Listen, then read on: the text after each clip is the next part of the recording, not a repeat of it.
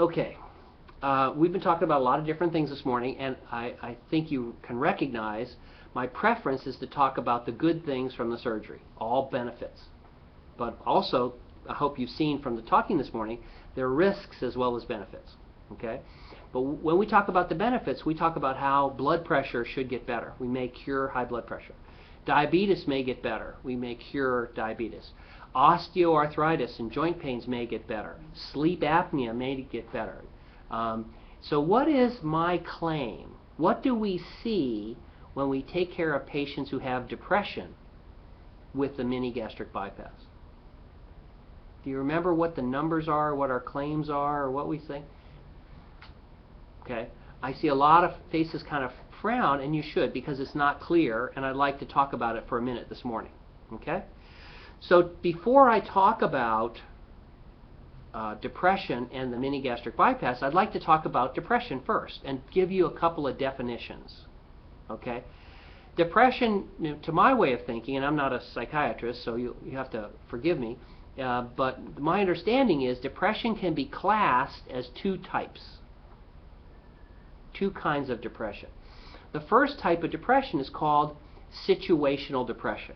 And as you might guess, that's somebody who's sad because they are in a sad situation. Okay? You had a family member die. You lost your job. You put all your money in Lehman Brothers. Well, then you're sad because of the situation. And in that situation, once that situation gets better, in other words, you get a new job, something else happens, and so you get over that situation, the depression often gets better also. And so situational depression is related to the situation. Now, clinical depression or non-situational depression is different. Even though everything in your life could be wonderful, you could have a wonderful marriage, wonderful children, wonderful parents, a wonderful job, be a multimillionaire, and you could still be sad. Okay? If you're sad for all those, in the midst of all that plenty and abundance, then you have to wonder, what's wrong? Why is the person sad? And now, again, I'm not a psychiatrist, but I think that the research suggests that there may be just some chemical abnormalities. You don't have enough serotonin or norepinephrine in a certain part of the brain. Okay? So if that's the case, then that's non-situational depression, and even if we gave you another $1 million, even if we made your situation better, you might still be depressed. And so then we could give you another $1 million. Well, if you don't have enough serotonin, still not happy. You could divorce your present spouse, get a new, better spouse, still be sad, because it's not situational. You could get a better job where they treat you nicer. They treat you like a king or a queen, and you're still not happy because not enough serotonin. That's non-situational depression.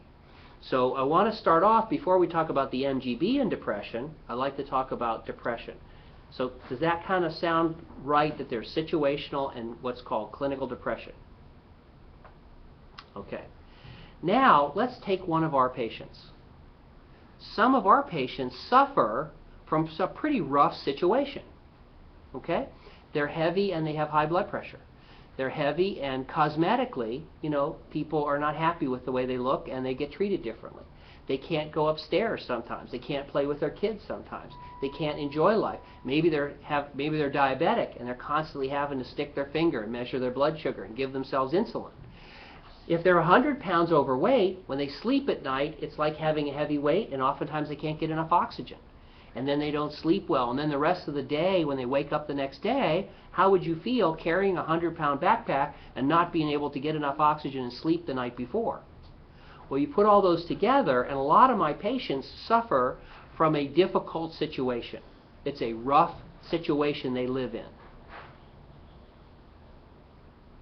Okay? Now, let's put them through surgery.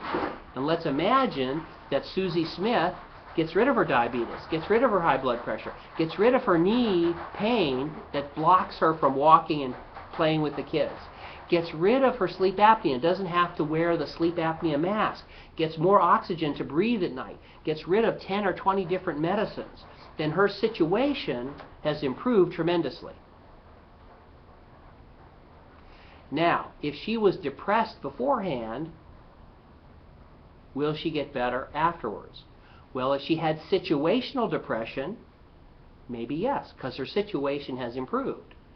If she has too little serotonin, she has clinical depression, then we could make every one of her medical problems magically go away. She still might be depressed because she has clinical depression. Does that make sense? So, what do we suggest to our patients who are being treated for depression? We recommend 6 months or a year after surgery, you meet with your psychiatrist or psychologist and discuss your situation, discuss the reasons for using antidepressant medicines, and consider trying to take them off because your situation should be much better. And there are many of our patients who have situational depression who get better.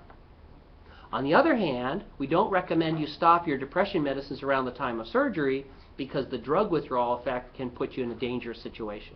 So if you're taking an antidepressant, we continue that with the hopes and prayers and expectations is that some patients will be suffering situational depression, and when we improve your situation, your depression might get better.